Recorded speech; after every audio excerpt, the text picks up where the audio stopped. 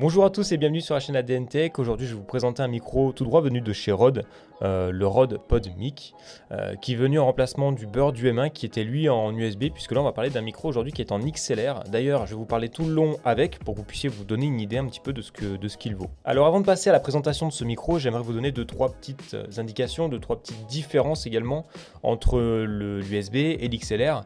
Puis vous allez me demander forcément, mais quelle est la différence entre l'USB et l'XLR ? Moi je pense la question elle est vite répondue. Bisous. Mais pas vraiment, beaucoup de paramètres sont à prendre en compte, je vais essayer de vous en citer quelques-uns sans que ce soit trop long. Alors, pour fonctionner, il faut savoir qu'un micro a besoin d'être alimenté. Alors sur un micro USB, généralement c'est auto-alimenté en 5 volts. Sur un micro XLR, on n'a pas d'alimentation, donc on est obligé de passer par une carte son. Donc en fait voilà, pour un micro XLR, vous serez obligé, alors pas que pour ça, mais d'avoir une carte son. Alors on peut aussi parler de micro à condensateur, d'alimentation fantôme en 48 volts, mais là, pour le coup, on ne sera pas du tout concerné, puisque là on est sur un micro qui sera dynamique, mais on en parlera plus tard. Donc sur un micro USB, on le branche, ça marche, il n'y a rien besoin de faire, donc on parle de plug and play. Pour ce coup-là, 1-0 pour l'USB. Point suivant, donc on va parler de réglage, que ce soit égalisateur ou bien modificateur de voix. Il faut savoir que sur les micros XLR et les cartes son, on va souvent avoir des logiciels fournis qui vont nous permettre de faire ça directement depuis la carte son. Okay, alors que sur des micros USB, il va souvent falloir télécharger des choses comme Voicemeeter, etc. Et le problème, c'est que on va avoir beaucoup de traitements audio, et pour ceux qui aiment bien avoir un retour son, ça va créer du décalage, et s'enregistrer avec un décalage en écoutant sa voix, c'est juste impossible. Essayez, vous allez voir, c'est plutôt drôle. Alors que sur l'XLR, on n'a pas du tout ce problème-là. Alors attention, certains fabricants ont trouvé la solution. Sur certains boîtiers, on va pouvoir retrouver une entrée jack qui va vous permettre d'avoir un retour directement avec votre casque jack. Alors ça demande d'avoir un autre casque que le casque qu'on va utiliser d'habitude sur son PC. Mais bon, c'est une solution, pourquoi pas. Mais pour le coup, j'ai envie de mettre un point pour l'XLR, et ça fait un partout pour le coup. Dernier petit point concernant ces deux types de micros, c'est le prix, et certains vont se dire que l'USB coûte plus cher que de l'XLR. Et bien pas du tout, c'est plutôt le contraire d'ailleurs, puisque, mais pour des raisons assez évidentes, sur l'USB on va avoir toute la technologie qui va être à l'intérieur du micro, puisqu'on aura juste à le brancher pour que ça fonctionne, à le brancher au PC bien sûr. Alors que sur un micro XLR, si on le branche son micro, on peut pas le brancher au PC directement, ça ne marche pas, on va être obligé de le mettre sur une carte son. Donc forcément ça va rajouter du prix, mais le micro en lui-même est moins cher qu'un micro USB tout simplement.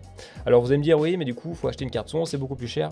On trouve des micros XLR et des cartes son pour 150 € au total, et on trouve des micros USB pour 150 € qui auront la même qualité sonore. Ok, alors aujourd'hui forcément quand on veut acheter un micro XLR, on essaye de mettre un peu les moyens puisqu'on veut passer à quelque chose d'un peu plus intéressant. Alors oui, forcément on peut monter à des prix beaucoup plus élevés, mais comme avec de l'USB, on peut monter avec des prix beaucoup plus élevés également. Donc j'ai envie de vous dire deux partout pour l'USB et l'XLR. Oui, deux partout parce que je suis pas là pour cracher sur l'USB non plus. Il y a de très très bons micros qui existent en USB, même si aujourd'hui je préfère la technologie XLR. Je pense que l'USB reste une très très bonne solution quand même. J'ai préféré commencer cette vidéo comme ça pour vous donner quelques petites infos, pour que vous sachiez où vous aventurer, même si j'ai pas tout dit, vraiment. Si vous voulez plus de détails, allez voir sur internet, sur Google, YouTube, ce que vous voulez. Vous avez plein d'infos partout et des mecs qui en parlent beaucoup mieux que moi et qui sont professionnels là-dedans comparé à moi bien sûr. Mais bon, ça vous a permis d'en savoir un peu plus, et puis d'écouter un petit peu le son d'une voix avec ce micro là pour vous rendre compte un petit peu de la qualité forcément. Donc parlons du micro, ce fameux Rode PodMic, et pourquoi je l'ai choisi. Alors on va voir plusieurs petites choses, son design, ses caractéristiques techniques, avec quoi il est tenu, avec quelle carte son j'utilise, ça on va en parler tout de suite. Et on va tout de suite commencer par son design et ses caractéristiques techniques. Donc ce qui m'a beaucoup plu, c'est sa couleur, sa finition, parce qu'il a une très très belle finition. On va avoir un support directement intégré avec le microphone. Alors c'est un bon point, et pour le coup il y a un mauvais point, c'est qu'il n'y a aucun système qui va empêcher les vibrations en fait. Donc, par exemple comme une araignée ou autre, c'est dommage qu'il ne l'ait pas mis avec un système un peu différent. Mais bon, pour le coup, j'ai pas trop de problème puisque le micro est pas fixé sur mon bureau, donc voilà, il n'y a pas trop de vibrations qui vont venir me déranger.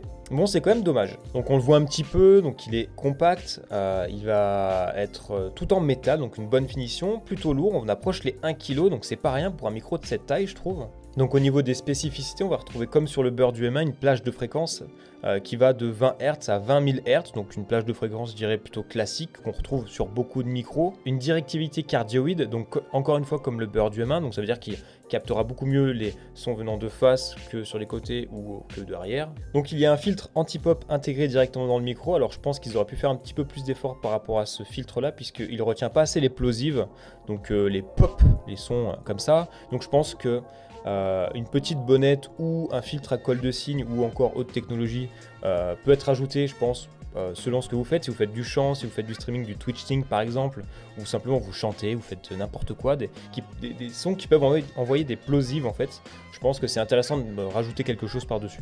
Donc on parle d'un microphone à capsule dynamique, j'en dirai pas plus à ce niveau-là, allez voir sur internet si vous souhaitez, mais c'est nickel si on veut faire du podcast par exemple. Donc je ne vais pas m'étendre plus que ça sur les caractéristiques de ce micro là, j'en ai donné assez, je pense que j'ai donné le principal. Alors bien sûr c'est un micro XLR, ça je ne l'ai pas dit puisque forcément je l'ai dit depuis le début de la vidéo, mais si vous voulez beaucoup plus d'infos, allez voir directement sur le site de Rode, si vous voulez plus d'avis ou bien de caractéristiques, je vous mettrai le lien dans la description directement. Donc on va maintenant parler du prix de ce micro, j'aime bien le dire à chaque fin de vidéo, je trouve ça sympa. Donc aujourd'hui c'est un micro qui coûte 110 € et d'après certains on est proche de la qualité du micro de chez Shure, le SM7B, un micro qui est très connu chez les streamers, chez les podcasters, etc. Mais généralement un prix qui est quand même beaucoup plus élevé puisqu'on est dans les 400 € forcément, donc micro à 400 €, micro à 110 €. Je vous laisse choisir. Pour le coup, pour les petits budgets, je pense qu'il fait largement l'affaire. Je pense que c'est un très très bon micro avec de très très bonnes spécificités. On n'a pas besoin de claquer 400 € dans un micro pour faire du YouTube, pour faire du Twitch, etc. Je trouve que c'est sympa. Petite info intéressante, ce qui est pratique avec le Rode PodMic, c'est qu'on a un gain qui est quand même très élevé de base, donc on peut l'adapter sur tout type de carte son, même les moins puissantes, puisque encore une fois, on va parler du SM7B, c'est un micro qui a un faible gain, donc si on n'a pas une carte son assez puissante, on va avoir une voix plutôt faible, et c'est quand même dommage. Donc pour le coup, c'est un bon produit bien sympathique. Pour ce qui est de la carte son que j'utilise, j'ai actuellement une Go XLR Mini, donc c'est ce qu'il y a de mieux, on va dire, pour du streaming, surtout puisqu'on va avoir 4 curseurs disponibles dessus. 4 curseurs qui vont nous permettre de régler votre voix, qui vont nous permettre de régler également Discord, qui vont nous permettre de régler un lecteur musical comme par exemple Spotify, ou bien de régler le son de votre système, de votre jeu, de votre PC tout simplement. Donc ça c'est vachement pratique, et la possibilité de pouvoir muter même directement avec des petits boutons. Alors j'ai la mini, il existe la Go XLR normale qui vont pouvoir vous permettre de modifier votre son de voix directement via la carte son sans logiciel. Donc ça c'est plutôt cool, mais ça coûtait un peu plus cher. Alors il faut savoir que le micro coûte 110 €, la carte son coûte 150 € de mémoire, donc on a un bon petit setup à moins de 350 €.